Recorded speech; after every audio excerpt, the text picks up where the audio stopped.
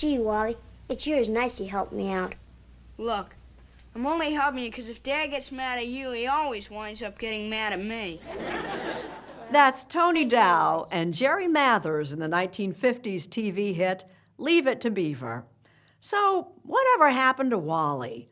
Jim Axelrod catches up with an older, wiser Tony Dow. This piece is the second piece I ever did, and this is called Alter Ego.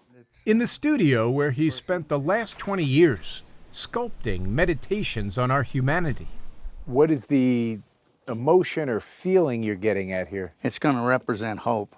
This artist is carving a gnarled piece of burlwood into a dramatic figure that'll then be cast in bronze, wrestling some sense of optimism from the struggle life so often presents.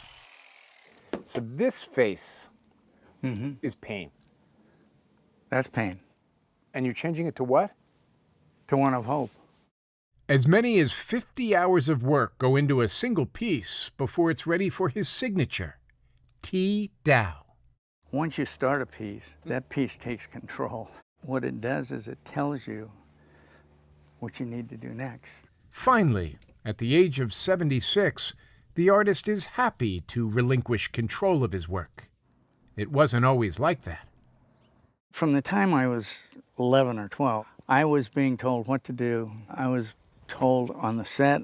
I was told at home. I didn't have control of my life. You were literally given your lines. Yeah. Leave it to Beaver. T. Dow is Tony Dow, who, at the age of 12, began starring as Wally Cleaver on Leave It to Beaver. Okay, now hold your head straight and I'll yank. 1, 2, 3.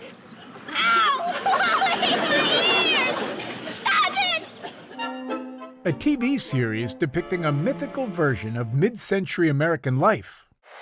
Hey, can I take a sandwich in my pocket? They're grilled cheese. Oh, gee, Mom, these are all pans. And a show so popular it's never left the screen since its debut in 1957. What was the genius of Leave It to Beaver?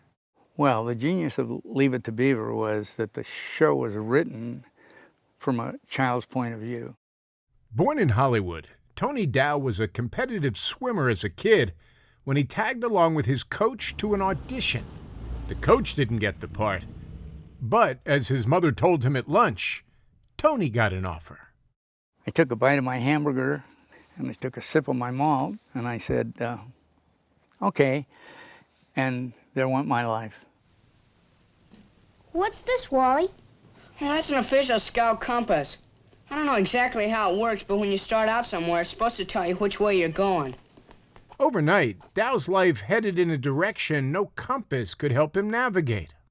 A teen heartthrob before he could drive, his adolescence unfolded in front of millions as he played the polite, trustworthy, all-American Big Brother. You didn't think Wally was going to define you. No, I didn't, but it did. Yes, sir. I was going to have to live with it for the rest of my life. I thought, this isn't fair. I mean, I'd like to do some other stuff. I'd like to do some interesting stuff. It's sad to be famous at 12 years old or something, and then you grow up and become a real person, and nothing's happening for you. The sadness turned to anger, setting Tony Dow up for a struggle that would mark the rest of his life.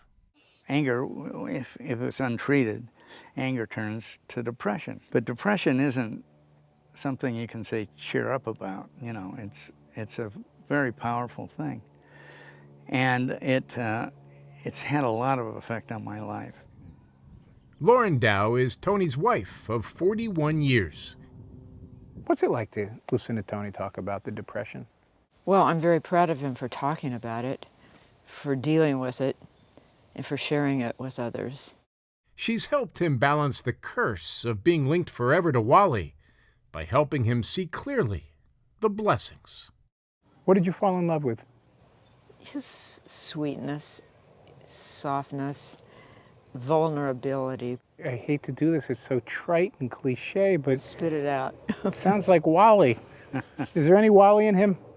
I think there's a lot of Tony in the character. They're intertwined. Wally was very much like Tony. Silver, buttons, and crystal. An artist herself, she makes mosaics in her own space in their shared studio. Beautiful. Yeah.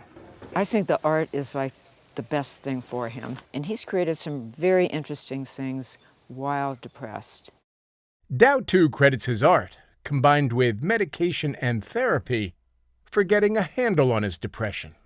And I've got it under control, pretty much. I think people should take the leap of faith that they can feel better. The world up above is ideal and beautiful, and the whole series is like that, so. I want this in the air in 2 weeks. Can you do it? He still takes an occasional acting job, always aware that Wally is lurking nearby, but no longer troubled by it. I felt that way probably from the time I was 20, maybe until I was 40. And then at 40, I realized how great the show was, how appreciative I should be for being in that show. So long, Beaver. Around his home in the hills above Los Angeles are plenty of signs of that appreciation. A pennant from the fictional Mayfield High Wally attended, a bound collection of Leave It to Beaver scripts. There's something about nostalgia. Even a box of cornflakes with Tony and Jerry Mathers, who played the Beaver, all grown up.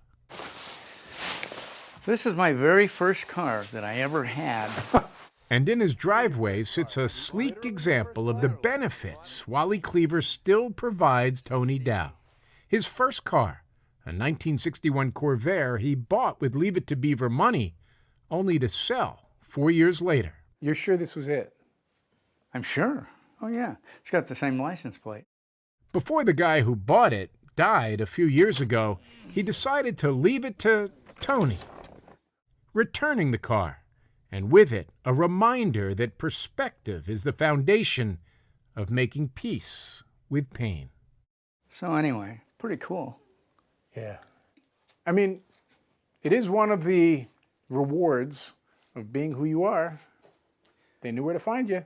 Yeah. You're giving me all this positive stuff that I should be thinking about instead of all the dumb stuff I think about.